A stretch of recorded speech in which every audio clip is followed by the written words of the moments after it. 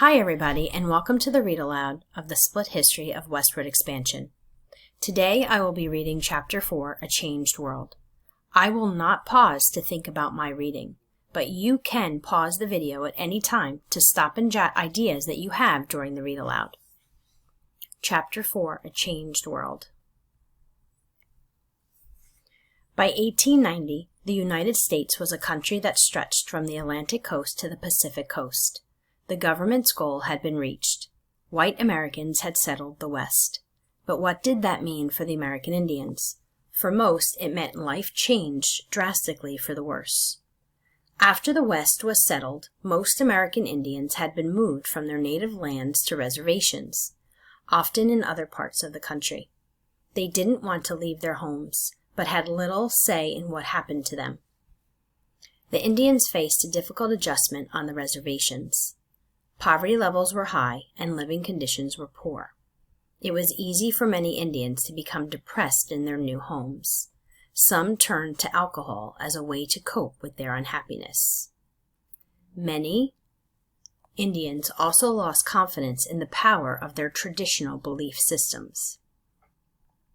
Children's hardship. The U.S. government wanted American Indians to live the same way that white Americans did. One way was to require all American Indian children to go to school. Some American Indian students went to schools on their reservations. Others were sent to boarding schools, sometimes hundreds of miles away from their homes. The students were required to speak only English at their new schools instead of their native language. They also had to change their names to ones that sounded American and wear the same kind of clothes that American students did. Student Luther Standing Bear observed, "It did not occur to me at the time that I was going away to learn the ways of the white man. My idea was that I was leaving the reservation and going to stay away long enough to do some brave deed, and then come home again alive." Most American Indian students didn't like the new ways that were forced upon them. It was hard to be away from their parents in a new and strange environment. Punishment could be severe at the schools, and teachers and other people in authority sometimes physically abused the students. Adult Indians were also expected to make changes in how they lived their lives. The government wanted Indians to become more like the settlers, farming the land and attending Christian churches. It didn't seem to matter what the Indians wanted. In addition to losing the land they had lived on, American Indians were losing their culture and traditional ways too.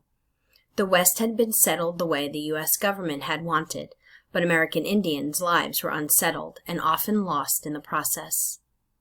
American Indian spirituality.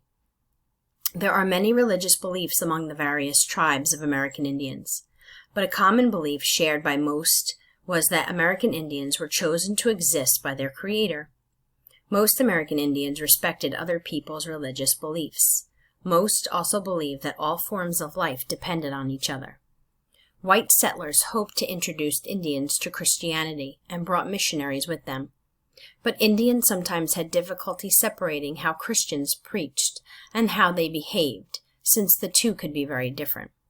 Sauk leader Black Hawk said, "The whites may do bad all their lives, and then if they are sorry for it when about to die, all is well. But with us it is different. We must continue throughout our lives to do what we conceive to be good."